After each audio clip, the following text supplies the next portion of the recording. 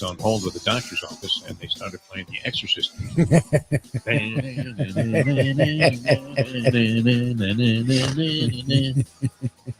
It's still ringing in my head, and once again, it's like as if acid reflux has encompassed my entire being, and I'm spitting up pea soup. I would imagine Jim Harbaugh is this whole Jim Harbaugh suspension and how bizarre the entire story is. It does seem odd. Now, the NCAA, I would imagine, is less influential than the World Boxing Council Yeah, this is the in big terms of credibility and its ability to go ahead and administrate what was going on in college football. This is an interesting story on so many different levels. As you look at Jim Harbaugh being suspended supposedly for the final 3 games. Now, the fascinating part to me, Lubie, is that you have Jim Harbaugh, a Michigan coach, beloved in the state of Michigan. At different times that they've had their differences with him. Well, when they're losing. Yeah, 3 years ago. He wasn't so fucking popular. But now he's a god. Everybody's wearing khaki pants. Incredible. Doctors are so bad. But the issue is Michigan decoding their signals. This is Carlos Beltran banging on a garbage can and telling Jose Altuve, yeah, go ahead and steal. He's coming home. They do everything. The time. Wake up with Defo, joined by Lubie. Welcome to the Defo Show.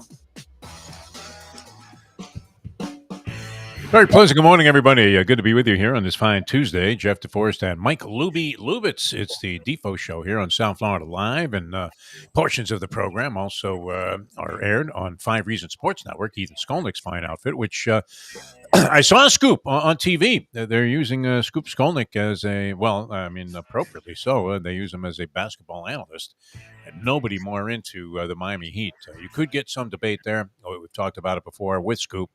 That Scoop Skolnick, Ira Winderman, probably 1 and 1A when it comes to Miami Heat analysis, which is kind of interesting this season. It was a great night of viewing last night, and we'll get into all of the different things. The 3 channels were in succession that I was watching. Had the way it's set up on my cable TV.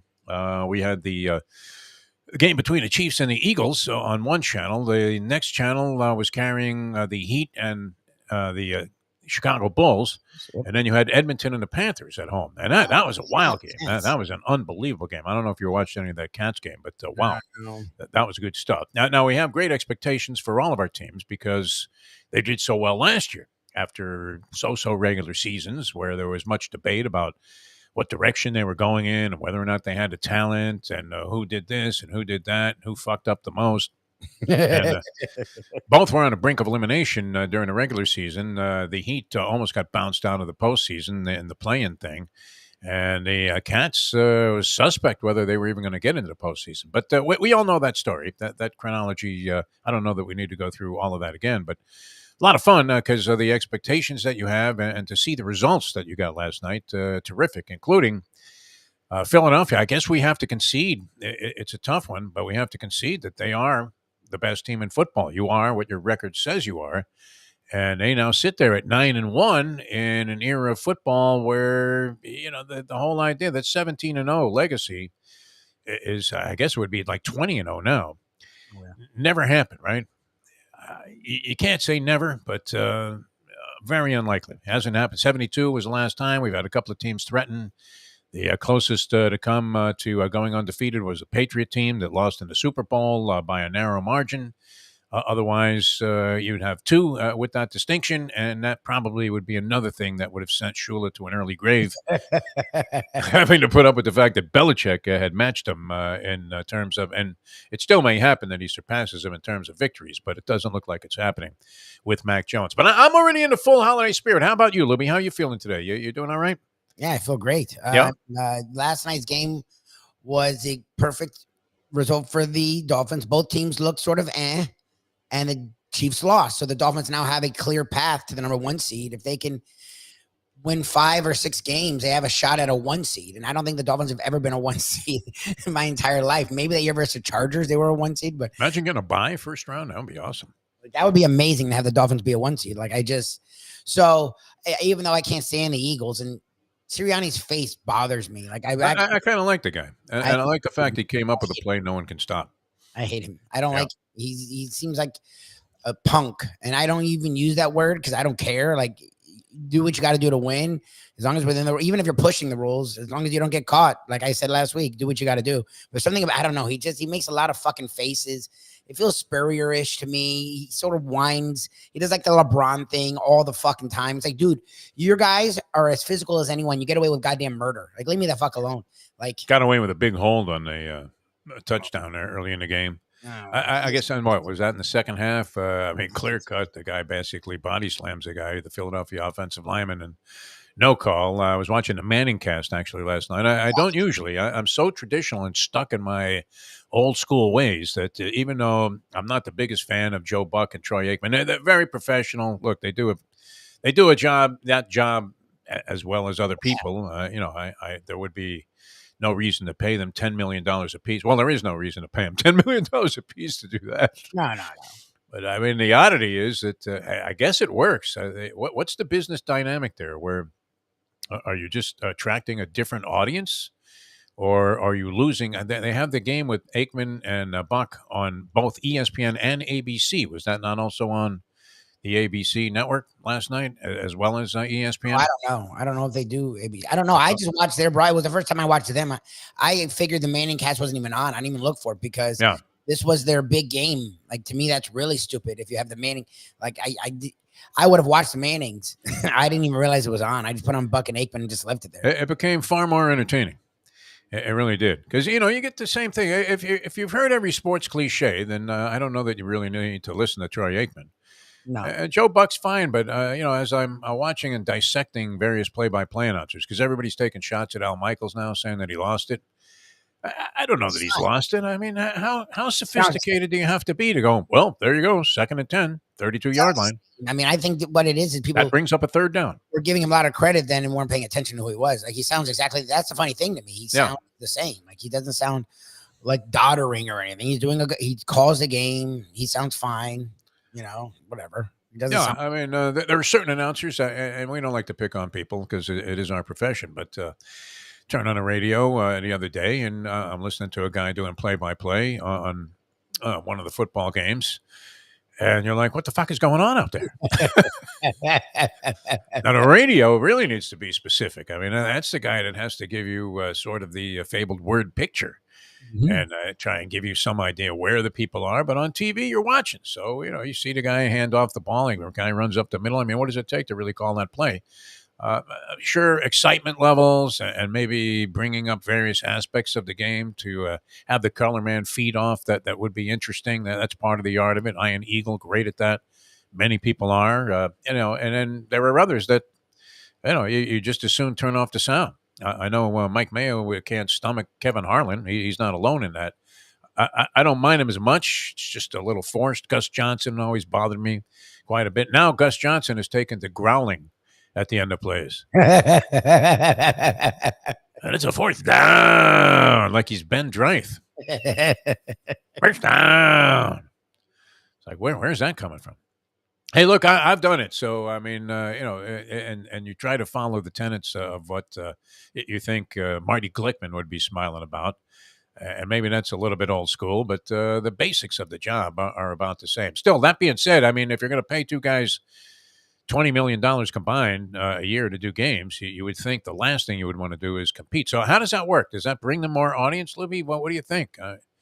There has to be a reason. Does it attract a different demographic? Or women watching because the Mannings are on TV? They had Mark Wahlberg on as a guest last night. Caitlin Clark was one of their guests. That was kind of interesting. I do like the people they feature. And then Michael Vick, who now goes by the name Mike Vick. He dropped the Michael part and just became Mike Vick. And here was a guy that was... Wow, my alarm's going off here. It only goes off on Tuesdays on my phone here. Sorry about that. Because you have it set for Tuesday at 8:14. I got to cancel that thing. It's not that hard. No, it's set for like 8. It goes off again at 8:30. I'm aware of it, so I usually go right to it. Reason there was a Tuesday you said it. All right, let's get into some of these games. The Kansas City Eagles game, neither team overwhelmingly great, but they were two good teams going against each other. I sound like the old Schnellenberger cliche, don't I? Oh, we have a good team. They have a good team. And when two good football teams get together, it's going to be a good football game. Duh. Thank you. What insight, Defo? You're talking about Gus Johnson, and you're going to say something like that on your own show? How pathetic! How weak! It's unreal. But yeah, the second half was a disaster, and the Kansas City Chiefs. There was, some concern about their receiving core with Tyreek Hill going to the Miami Dolphins a couple of years ago, and they haven't done anything to repair that. That's for sure. I mean, you had what was this guy's name again? Marquez Valdez-Scantling. Yeah, that would have been a touchdown. That would have Oh my God!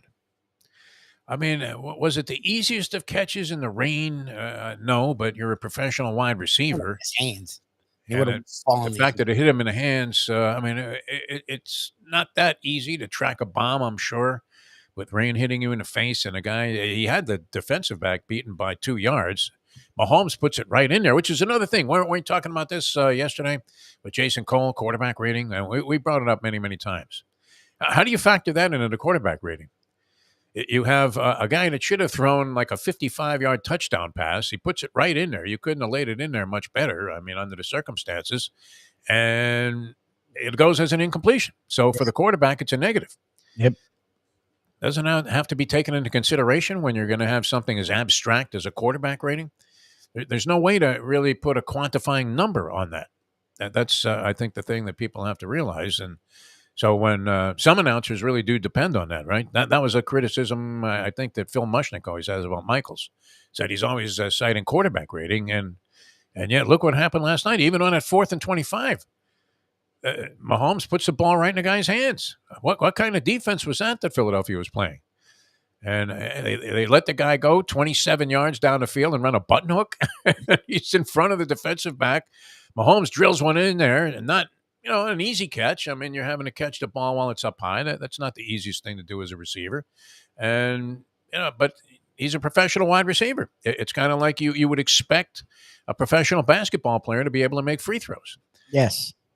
The fact that you have guys that have been horrible at it their entire career, you're wondering, I mean, do they have torn rotator cuffs or something? What would stop a guy that was a lousy free throw shooter from developing some kind of way to throw a 15-foot uncontested shot while standing still with all the time in the world to go ahead and prepare and get into some kind of rhythm on the shot? What would stop a guy from getting better at it anyway? I mean, you see a guy that's a perennial and perpetual 60% free throw shooter, and you're asking yourself, well, what is he doing during practice?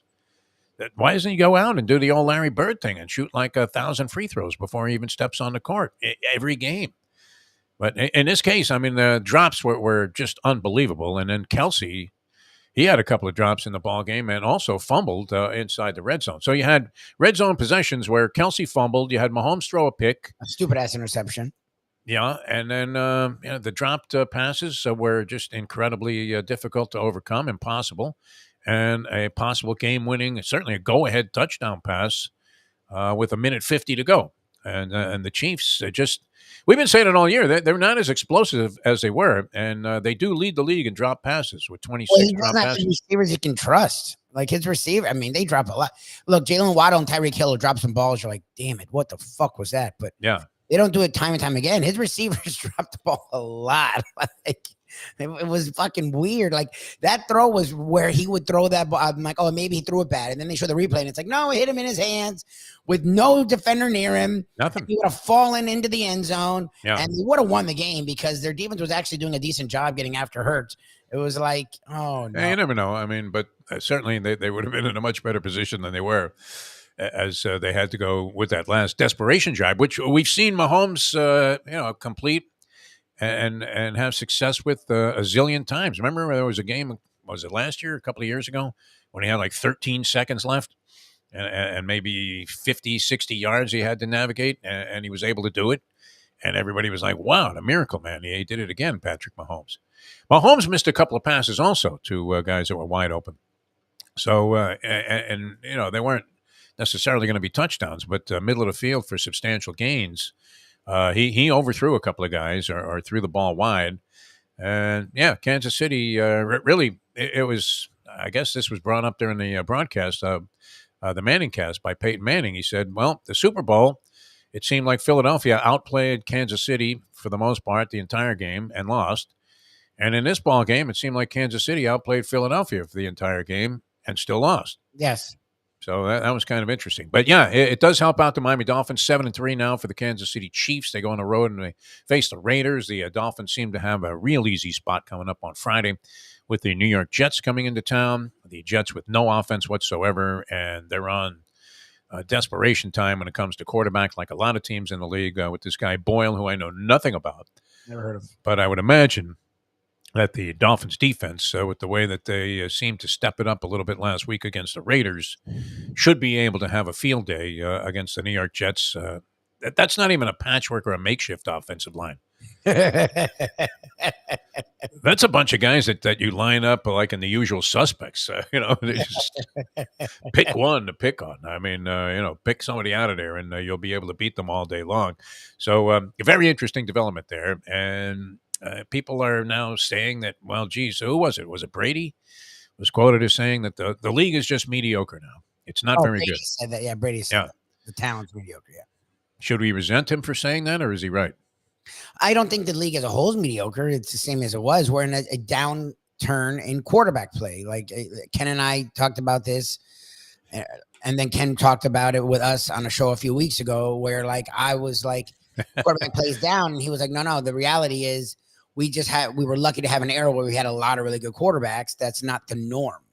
The norm is like to have 4 or 5 really good quarterbacks and then a bunch of and that's what we have now. Like you have 4 or 5, and then you have the next group. I don't know what you do with the Goffs of the world that are good, but they're not great. What are you doing, Justin Herbert? Well, I put him in the 5 or 6 that are good. I don't think this is him. I think Brandon Staley, we've seen another coach go Flores and fucking ruin a good quarterback. Like, I feel bad for the kid. Like now he actually is playing bad. It's not just his team. Like he doesn't finish games well, and we've talked about that. But I don't blame him. Like if your coach says you take your coach's lead. Like that's my thing with the fans with Cristobal. It's like you guys really can't see it. Like yeah, they're playing better, and then they lose. Yes. Scarier to me. Like they shouldn't be losing these games. And that's the thing with the Chargers. Like Brandon Staley sucks. He's not a good coach. And their defense should not. He's a defensive guy. Their defense is loaded with talent, but always underperforms. And their offense has a ton of talent. And they have a quarterback that is a top 5 quarterback in the league. But this year he's not. I mean, it's not even a debate. They've stopped arguing about Herbert Tua because it's dumb. Well, you would like to see a team and a quarterback make a gradual ascent if a coach is any good. And you're not seeing that. And when Mario Cristobal was saying, well, you could see the progress that we made after that loss to Louisville, which I don't know that you're going to point a finger at Cristobal necessarily and pinpoint the loss on him. I thought there had been a lot of criticism of the offensive coordinator and the pedestrian play calling that he seems to exhibit. But I thought they did show some innovation in their play calling in that game against Louisville. Just after the game to sit there. I don't know. If you're the coach, what are you going to say? Hey, we suck? I don't think so. But take a little accountability for it. Where, he's talking about how they've made tremendous progress because they're in games in the fourth quarter. It's like, you're 6-5. Yeah, I mean, come on. I mean, this is the University of Miami, a team that dominated college football for 20 years. It's been 20 years since, and now you're just run of the mill. They brought you in here to change that dynamic once and for all. And it's not happening. I don't know. I mean, do you see them, with a platform to be like 12-1 next year? No.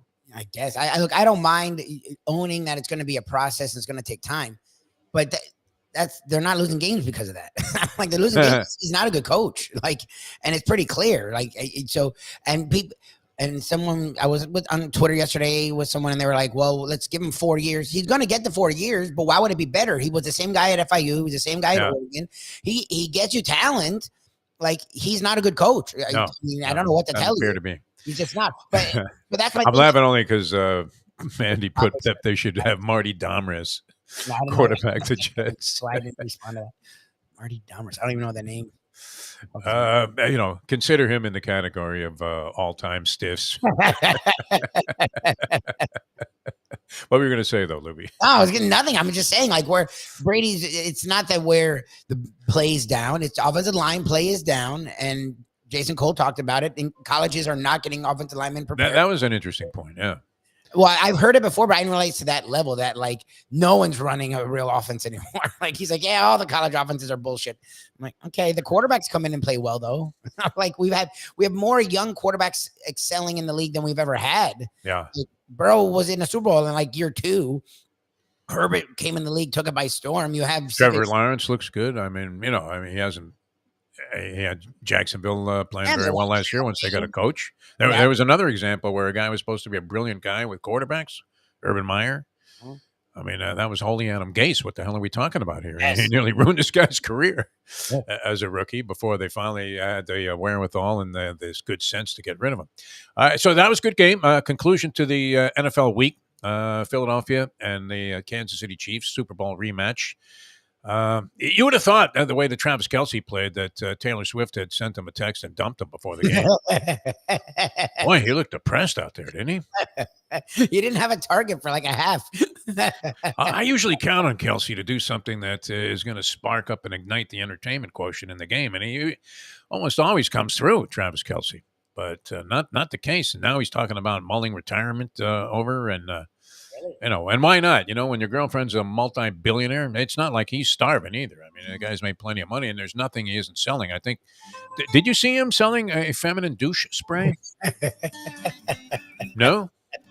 They bring the mom in. Hey, here's Mama Kelce. Enough already with the Kelces, too. I mean, okay. Have there never been any brothers that have played on opposite teams in a game before? Been this good. I mean, is this unprecedented? I mean, Jason's going to go down as probably a top 5 center ever. And he's a very likable guy, as is Travis Kelce in general. A very likable Travis is a top probably 3 tight end. Is he? He may be number 1 if you. He's been dynamite. A great career. In regular season, postseason success, longevity, the fact that he did it with Alex Smith and Mahomes. He may be the best. Like, they're both first ballot Hall of Famers, and then neither's hated. They're both like fun guys that everyone loves. Like, no, they're good. Yeah, good personality. But it's annoying. It's now run its course. Like I'm fucking sick. Enough already. Yeah, I mean, please show me somebody else. All right, so I watched some of the Heat game, and there was a nice bounce back for the Heat after they lost in dreadful fashion to the Chicago Bulls on Saturday night, and that was hard to take if you were a Heat fan. They had been streaking; they had won 7 in a row, so that ended that streak. But they started another one last night. Really opened things up in the second half of the ball game. A lot of contributions coming from different people. Jaquez, rookie, 19 points in the game, played 32 minutes. Bam Adebayo at 23. And the resurgence of Duncan Robinson is one of the more interesting stories, I think, in the NBA this year. I mean, a resurgence. Really that's the thing. Like, even when he was at his best before, was just shooting threes. He were like, "Well, run the offense." Yeah. It's fucking weird. He's changed his game up a little bit. He rebounds. He's assisting. He's going to the basket. He's the embodiment of Heat culture, isn't he? Even though relegated to the bench and pretty much, a distant consideration for Eric Spoelstra last year, to the point where if he had been traded during the offseason, you would have thought that was a throw-in, that somebody just was asked to take his contract over. Well, that's why people like me thought the Heat's trades to the Blazers were vastly better, because the Blazers were going to get young players that could still get better, and that's supposedly what their franchise is doing now. Are they better off without Damian Lillard? Is that possible? I don't know. I just know that they're horrendous, and they got nothing back for Damian Lillard. Yeah. Like, Hero, yes, he's hurt again, but it's not a real injury. He was playing great. Robinson's a legit player. Like, Kyle Lowry even has an old fart who has a bad contract that is contributing. Like, these are all guys that are playing and contributing. Kevin Love doesn't even get off the ground. I mean, his vertical leap is, less than mine. Like, these are all guys that are going to get thrown in that trade. You realize that, right? Yeah. And all key contributors to a Heat team that right now is like they're fighting the Celtics for a 2 seed, and they haven't played that great. They played like they're winning, and Bam's playing really well, but as a team, they're not scary. No, they're not overwhelmingly imposing. Jimmy Butler, their dominant guy, hasn't been dominant. He's had like 3 games. So it's good games. You couldn't use these guys, Blazers. Like, what are you talking? Like, that was why I was pissed about the way Cronin was acting. I'm like, dude, who gives a shit what Lillard's doing? These are the perfect guys for a rebuilding team that's looking to be good in 3 years. Like, okay, whatever. A lot of good stuff coming up. And just to touch on that Panther game before we hit this first break, and we'll come back to that. Embellishment. Have you seen? I mean, I know they started calling people out for flopping in the NBA. and found some way to try and penalize players for overwhelming flops that look like you're playing soccer. I mean, and instead of giving them a yellow card, they called the foul on the player that flopped, and award free throws. Is that how that works? Do they get free throws? I don't know about free throws, but I know that they will assess a foul or a tech. Yeah. Oh, they do assess a technical. Okay. I think so. Yeah. So anyway, and the names I didn't really catch, but there's a Panther player, and he's coming down the ice, and the Edmonton player literally throws him to the ice. Just, he's trailing on the play. He grabs the guy and just knocks him right to the ice. And the Panther player did nothing except fall, which was the only thing that he could do because he was being thrown like he was Larry Bird in the arms of Bill Laimbeer. It was one of those kind of things. You would have thought Bruno Sammartino had the guy in an airplane spin. That was about, this is going to be it. The Italian backbreaker. He's going to do it. He drops the guy on his knee and then to the mat. First on the knee and then to the mat. Yeah. And they call the Panther player for embellishment and negate the penalty that in the power play that the Panthers would have had against Edmonton in what was a very tight game, a hotly contested game, and tempers were flaring in this one. So, and the Panthers came back from a 2-0 lead. It was very reminiscent of some of the things that they did last year when they were sensational. I guess it was that 2 years ago, right? When they made all of the comebacks. Last year it wasn't so great. No, 2 years ago was when they were coming back left and right, and were the 1 seed and sort of flamed out. And right. Last year they were just getting beaten like a drum and somehow eked their way into the playoffs and then got on a red-hot run, which was good. The Oilers were playing a goalie who I think had been giving up like 7 goals a game in the AHL. They had to throw him in there. The over in that game was accomplished by the end of the second period. I think it was 6 and a hook.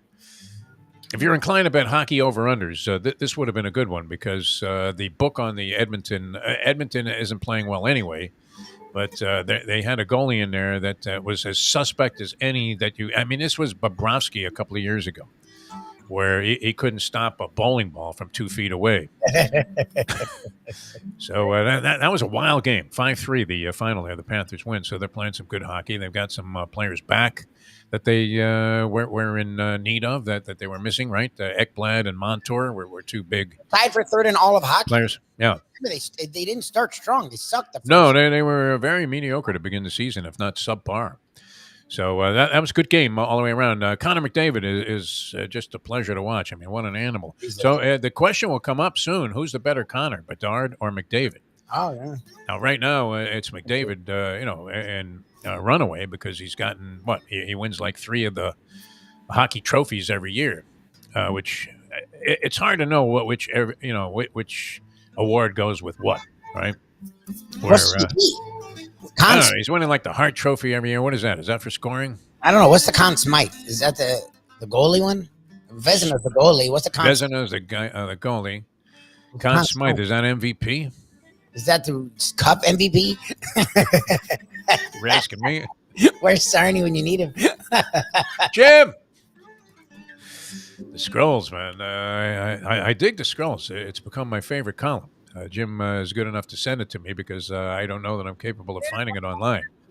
But should be, readily apparent for everybody. And it gives Jim a chance to cover everything, although he was unaware that his favorite player in all of sports, Caitlin Clark, was not what was actually on the Manning cast last night. Did a good job. Nice. Well, what happened with this Angel Reese from LSU? Does anybody know what the hell she did to piss off Mulkey? She was benched in a couple of games back. She became very prominent last year because she was the one that was dissing Caitlin Clark in one of the championship games, NCAA tournament games. And now she hasn't played for the last 2 games, and I don't even think she's with the team. Really? Oh, there's nothing wrong with her. I mean, what did she do? She brandishing a gun somewhere? What the hell did this woman do? I think she did anything like that. I don't know. What she. It's funny. I saw her something pop up about her the other day, but I thought they were referring to the tournament last year when she shut down, or when she beat Caitlin Clark. Right. I didn't know what she. Yeah, I don't know. I don't know what the hell she. I don't know. I don't even try to pay attention to it. It's a great mystery. I mean, this is one of the biggest names in women's college sports, right? Yes. Angel Reese. She became a superstar last year. Everybody wanted her. She got name, image, and likeness things. Maybe the money went to her head. Is that possible? Supposedly she sort of lost it. I heard that, but I don't know what she did specifically. That's in the doghouse with her own coach. You would think that Mulkey, just signing a new lifetime deal, she's making more money than Bill Self, and you would think she would want this Angel Reese out there. But that's one of the mysteries going on right now in sports, the Angel Reese story, and there's nobody better to dig up the information as to what's at the bottom of it than our own dear friend, the great Jim Sarney. All right, many other things happening. So the Heat win at 118-100 over Chicago. And the Panthers win 5-3. Chiefs go down to the Philadelphia Eagles, all happening simultaneously last night. And we have a veritable smorgasbord coming up of sports. I think, is it all? Everybody is in action in some aspect of the South Florida teams on Friday. You have an oddity. The Dolphins play, the Heat play, the Panthers play, and are the Hurricanes playing Boston College also? Yes. Wow. That's at 12.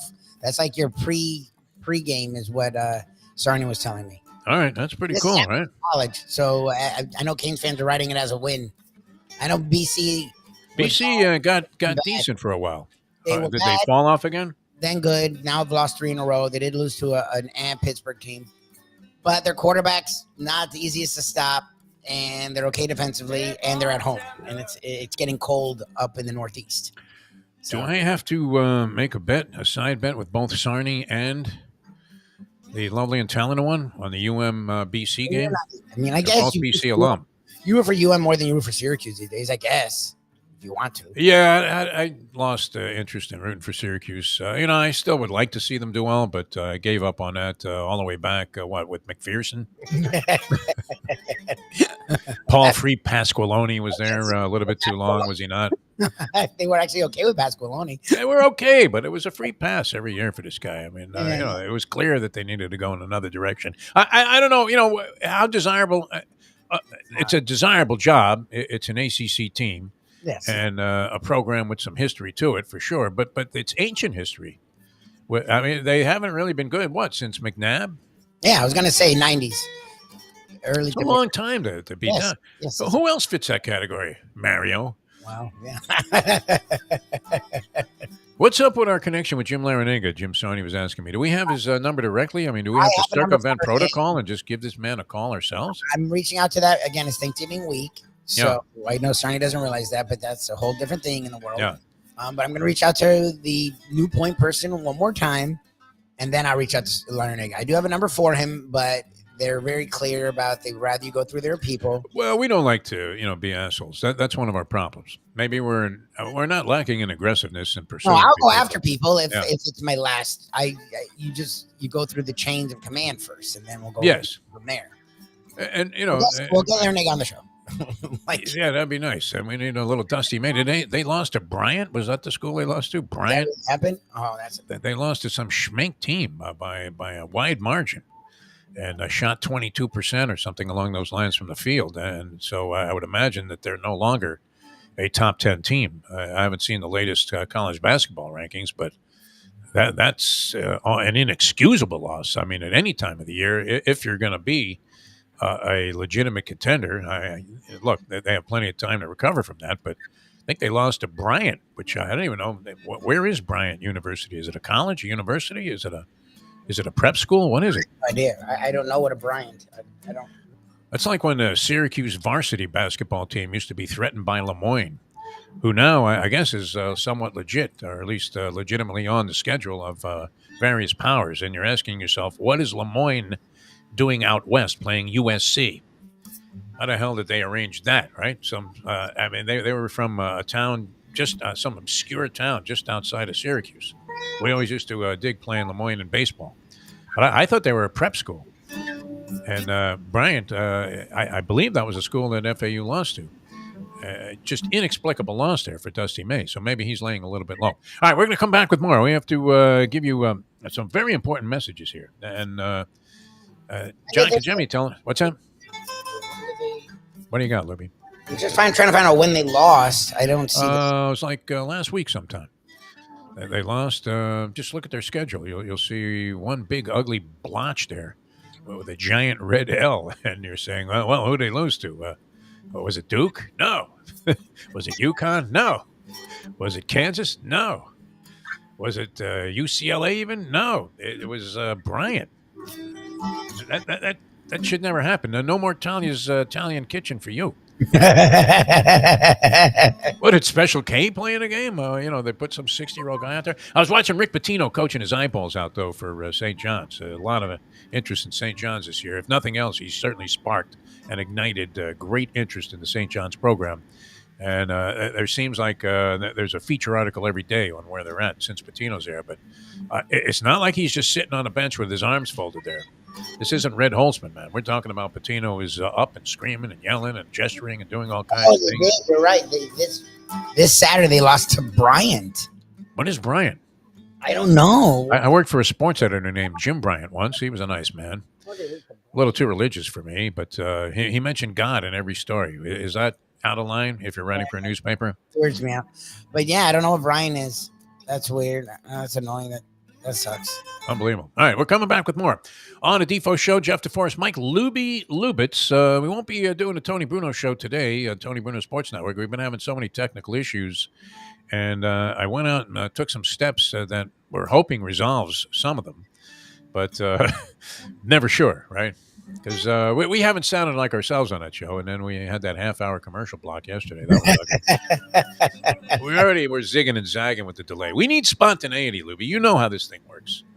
Got to be spontaneous in this thing and have some kind of symmetry, and it's been awkward, but I do believe that is going to work out well. I have not lost any enthusiasm for the project whatsoever, in spite of the fact that we've staggered around for 3 weeks, like we've been on an all-night bender coming into that thing. But had a nice conversation with Miss Robin last night, who, of course, is Tony's longtime partner, Tony Bruno, the great Tony Bruno. And my optimism was sparked even more. So that was very encouraging. All right, we're coming back with more in a moment here on this Tuesday edition, pre-Thanksgiving. Seems like I've already checked out, doesn't it? I don't know if you have.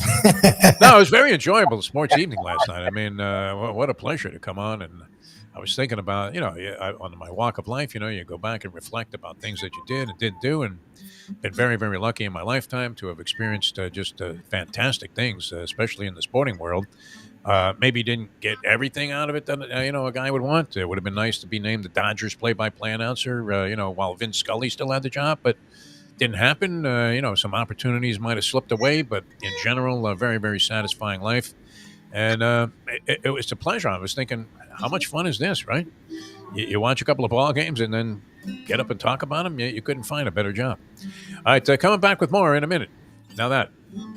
The time. It's 8:43. Ponies in Style at Champions, the outstanding simulcasting room at beautiful Hialeah Park. Yes, the grand old lady of thoroughbred racing has never been more vibrant, and you can wager on the races from the top tracks around the country while enjoying a cocktail at the Brass Rail Bar or any of the fine food served throughout the facility. If poker is your game, you're covered in style, and you can play all your favorite Vegas-style games, including blackjack, craps, and roulette, in Hialeah Park's sizzling hot casino. Get a player's card when you walk through the door for all kinds of generous amenities, including our favorite, free play, when you come out to the ultimate casino and entertainment destination, Hialeah Park.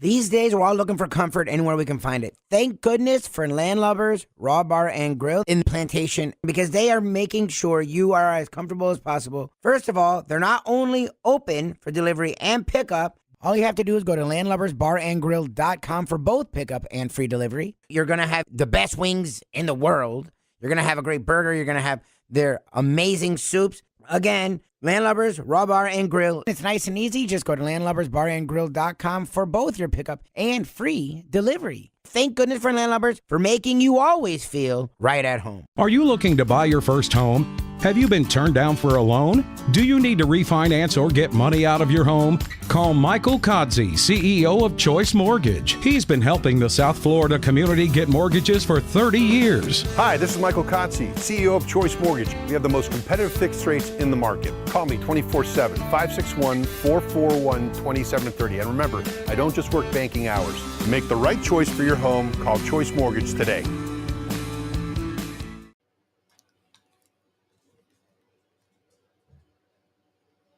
me, I am your new president. From this day on, the official language of San Marcos will be Swedish. Silence! In addition to that, all citizens will be required to change their underwear every half hour. Underwear will be worn on the outside so we can check. Furthermore, all children under 16 years old are now 16 years old. What's the Spanish word for straitjacket? Power has driven him mad. Welcome back to the Defo Show.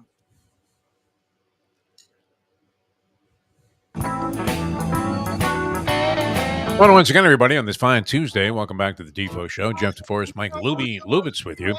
And with you today till 9 o'clock. We won't have the Tony Bruno Sports Network show today, 10 to 12. That'll crank up again tomorrow.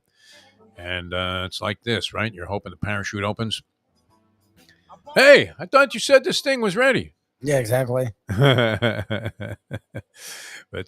anyway, yeah, we're going to come back with that tomorrow, and then that'll wrap up our week for a while. We will be doing some Mike Mayo lunchbox shows. Just Friday. Kaizen today. That's interesting.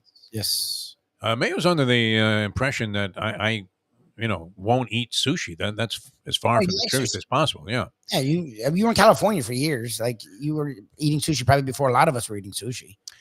I mean, look, I'm just not inclined to go out of my way to go to a sushi restaurant. Let's say, if I go to a place and it has sushi, I might order it. I've had it actually at Gulfstream Park. It's very good. A good friend of mine who's a big sushi connoisseur says the sushi at the 10 Palms is excellent. They do a nice job. No, they do a really good job with it. Well, they have that thing upstairs there that used to be Christine Lee's. It's now called like the Flamingo Room, which is kind of odd because the Flamingo was always a symbol for Hialeah Park. Yeah. But, so kind of an interesting, bit of branding there. But nonetheless, and they have like one of those, it's a culinary art, when you're watching these sushi guys. Yep, they have a sushi. It's kind of fascinating, yeah. I mean, and they're shaving this stuff, the fish, with the kind of razor that you saw Sorvino use in Goodfellas and the prison scene. So I'm always fascinated by that. But yeah, I mean, if I was saying, hey, where would you like to go to eat tonight? As Tony Segredo says in the ad for Texas Roadhouse, wouldn't necessarily have a sushi place, as my top thing. So, but it'd be good. Kaizen, and you've been there, right? Real good place, right? They do a really good job. And that's what's cool is he does a lot of different kinds of sushis where it's, even if it's not only just fish you will normally eat, but just other different things where he infuses chicken and he puts beef. He does a lot of different stuff. It's really good. Like, I'm not interested in eating some eel's eyeball. Yeah, I don't know. Like, he does I don't need that. Exotic stuff. Yeah, I don't want to be like Bourdain on this. But standard sushi is always pretty good. And so that's going to be a nice experience today. Now, are they open for lunch, or is that just a special open? They're not. That's a special. Oh, yeah, wow. They don't do lunch.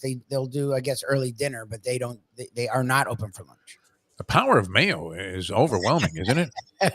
You missed it yesterday. It was so funny. All these different people were like doing the thing where they were asking what we were doing at Green West. And then when I would mention the group, they're like, "Oh, yeah, I love the group." I'm like, "Well, that's Mike Mayo." They're like, "That's Mike Mayo." I'm like, "Oh my God." You're Mike Mayo. It was so funny. It's like when Jim Mandich showed up for his first day at training camp, and he tells a story about how Don Shula leaned over to one of his other coaches. So Shula later related it to him, and said, "That's our number one pick." He had like the hair and the Volkswagen van with the peace signs on it, and he said that's our number one pick, the captain of the Michigan football team. So were they surprised? In what way? Just they were surprised. They thought it was cool that he was there. They weren't actually mocking him. They don't know him for the guy we know him for. Yeah, they know him as the critic / guy behind Let's Eat. So yes. He's really going into a strange kind of area now mentally, because he's just crushing people on that Let's Eat South Florida. You watch more than I.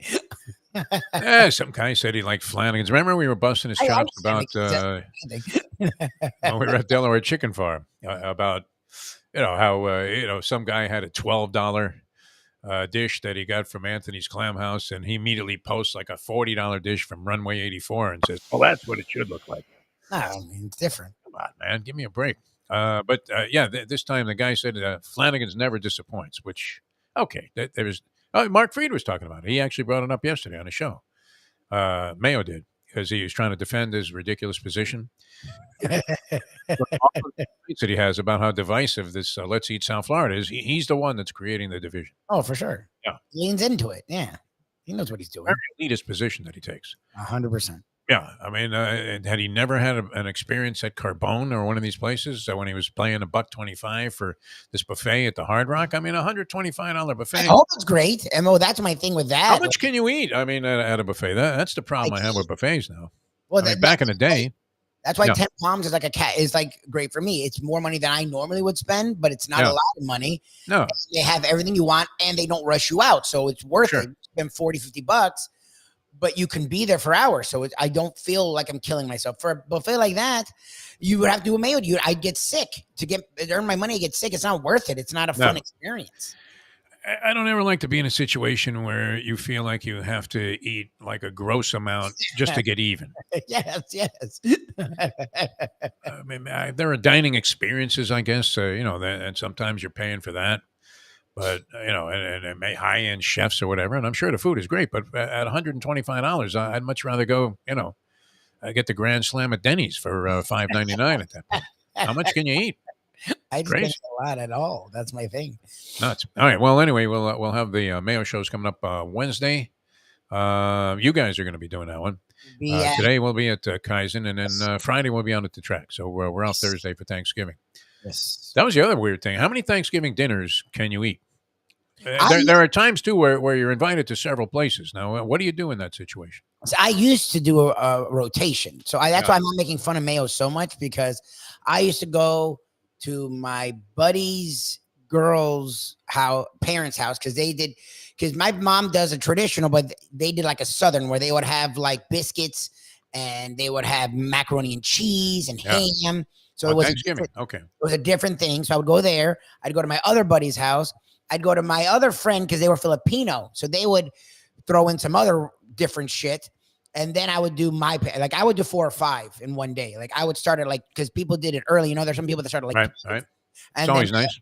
Other people would do it late. So I would go to 5. I'm not going to lie. Before I started getting married and shit, when I was a single dude, I would do a whole fucking rotation. Now, I didn't do it over the course of 6 days. That is amazing. I mean, it was kind of by arbitrary circumstance that this ended up happening to him, but I think he's on his 5th Thanksgiving dinner already. I love Thanksgiving. I mean, I'm a big fan. I am picking up that lasagna tray. I guess Tommy T is going to be in Lauderdale. Nice. Fort Lauderdale, near the airport somewhere. Not sure exactly the name of the place. Yeah, tomorrow. So tomorrow, yeah. Pick that up. I think you got to dust it off in the oven for about an hour, to complete the job. But going to be a big hit. Everybody's waiting for me to arrive with that Cajun lasagna. It's not Cajun. It's his home recipe for lasagna that he makes with crepes. That's instead of the usual lasagna noodles. And it's melt in your mouth delicious. Unbelievable. Even a week later. It's great. It's absolutely fantastic. Really good stuff. So hopefully you guys will be enjoying a lot of good food. What about the honey baked ham? Where does that rank in your Thanksgiving protocol? I think we don't do it. I love them, man. I really do. It's great. Yeah. I love it. A really good ham. I think it's freaking great when people do just that. Peels off. Yeah. Is it worth waiting in line a couple of hours for? No, people wait a lot longer than that. I went with a buddy and his mom. That coating on the outside too, the little sugar coating. Yeah, sugar, it's great. The glaze. I love eating after you wait. Yeah, that's good. Somebody brings one. That'll be great. So hopefully everybody's going to have a very festive Thanksgiving celebration, and I'm looking very much forward to it. Going to be a great day on the sporting scene. The matchups aren't necessarily marquee in professional football, but if Brady's correct, maybe it doesn't matter. The Packers, I think, are going to be somewhat of a dreadful watch. The Lions favored by 7.5 in that ball game to kick things off. Cowboys then favored by 11 over the Commanders, who have been hapless enough to lose to the Giants and Tommy DeVito. And the 49ers rounded out with, what is that, a nighttime game? Yeah, that's the late one. Remember, they now do that. 8:20, yeah, they do an 8:20 game, something like that. 49ers, which we're still trying to evaluate whether or not they really are the elite team that many people think them to be. They did lose the 3 in a row. They looked great against Jacksonville last out. And the 49ers, well, they failed to cover last week? They did win by 13 against Tampa Bay. So they've been beating up on teams that aren't. Jacksonville, that win was impressive. The Tampa Bay win, they dominated the game but failed to cover the point spread, so left me with a dagger in my heart.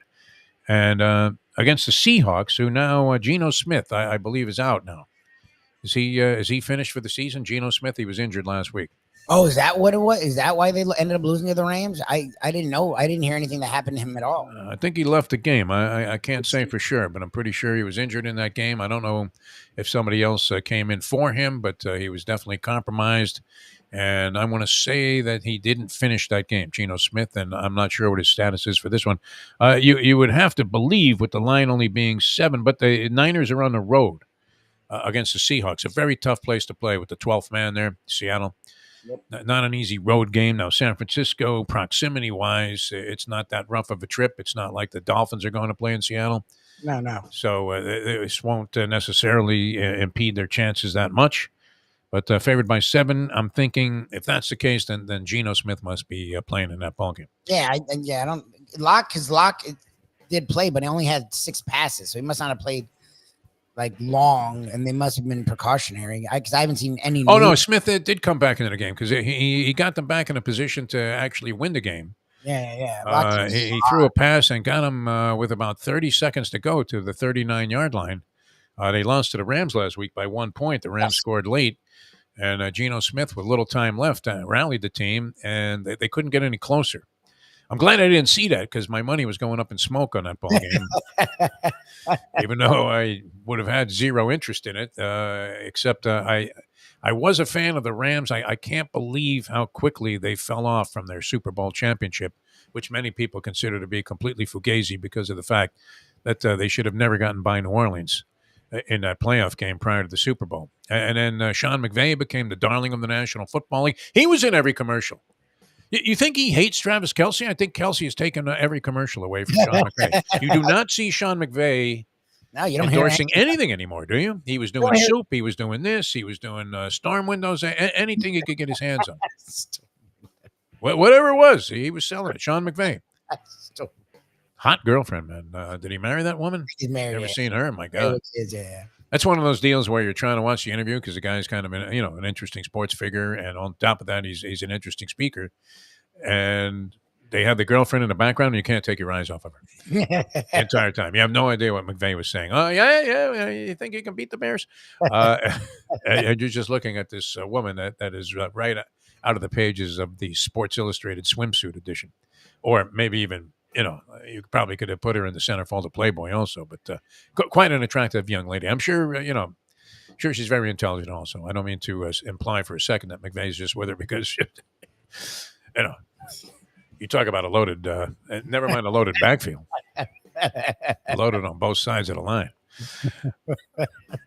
On that note, what do you think, man? Enough already of this nonsense? Yeah, well, we really drifted off into just pure, unadulterated ridiculousness and nonsense, and that's not a good place to be. Jaquez, man, I told you this guy was going to be good, Lubie. I liked him. I didn't fight. I was happy they drafted him. I didn't say Jaime Jaquez Jr. Yeah, he's actually an integral part of their team. He's not just some rotation piece. It's very interesting. Getting 32 minutes from Spoelstra, and it's not because of injury. No, he's playing well. Look at his numbers. Well, I guess it is because of injury. He probably wouldn't be getting much time if Tyler Hero was healthy. Well, no, but he's playing more of a 4. Like, he just plays well with Robinson, the one that is taking advantage of the Hero injury. Hawkins would actually get these minutes regardless. They need him. They don't have a real 4, and he's undersized for a 4, but he's doing it. Like, he's rebounding. He's playing defense. I think one of the reasons I like him is because he bears a somewhat physical resemblance to when I was running full when I lived in Hollywood, California, and used to go to the Hollywood YMCA, and I've mentioned this many times, and we're running full court, and Tommy Chong of Cheech and Chong fame was always playing. He does look like Tommy and he was, as a young Tommy Chong, Jaquez kind of has a similar style, too. Tommy Chong was a very good basketball player. He was not one of those guys that you thought, you want to take the comedian. No, I mean, and mostly that's what you had there. You had like actors that you maybe wouldn't be that familiar with, but you'd see them in movies or TV shows. And then Tommy Chong, of course, stood out because he was at the height of his popularity back then. And I would say a minimum of 2-3 days a week he was running full at the YMCA. Yeah. And maybe that's why I'm kind of attracted to the game that Jaquez plays, because it's one of those slender guys that can scramble and has a scraggly hair, and you wouldn't necessarily think that he was going to be some tough guy to contend with on the basketball court. And yet he was always there doing something positive for the team. So, yeah, nice ball game by this kid, and it's nice to see the Heat culture prevailing once again. Is Caleb Martin doing anything this year? What happened? Didn't you think this was going to be breakthrough season for him? I'm glad. I mean, he had one last year, kind of a breakthrough. Well, no, he was supposed to take it to the next step and be their fourth best player, but yeah, he's been hurt literally the entire year. He's finally now starting to play. He got 17 minutes last night. They're just taking it very slowly with him. He's had injuries from the end of last year into now. He's had injuries, so they're just taking it slow. But he's now playing. Now he's playing. And he's starting to contribute. You don't hear about a lot of disgruntled Heat players. Oh, no. The last one might have been Chris Bosh, who was complaining that he wasn't getting a ball in the spots that he could be successful in. And I'm thinking, just collect your paycheck there, Chris. You don't have to do anything. LeBron and Dwayne Wade will take care of everything. Just grab that one rebound and send it out to the corner to Ray Allen. Lubie's outside the arena going, what? They scored? I got to get back in there. Let me in. All right, we're going to make our exit here on this show. We'll see you later on South Florida Live and Let's Eat South Florida on the Facebook page with Mike Mayo's Lunchbox. Should be interesting. How much, you think Michael will eat at this thing? Because lately, did they actually lay more food on you after I left the show yesterday? They did the brisket, and then they didn't do anything after that. But yes, they brought out a brisket dinner that was massive. Yeah, there was a lot of food. Yeah, I don't know. All right, so that'll be fun later on today. That's 1 o'clock. Let's Eat South Florida on the Facebook group and right here on South Florida Live on our channel here on YouTube. All right, for Mike Lubie Lubitz, I'm Jeff DeForest. Thanks, everybody. Getting ready for the holiday mode and mood. It's going to be fantastic. Going to be a beautiful day outside, I think. So we'll see you next time as we leave you now that. The time. It's 9:02. Let's go to eat a damn snack. Look what they done to my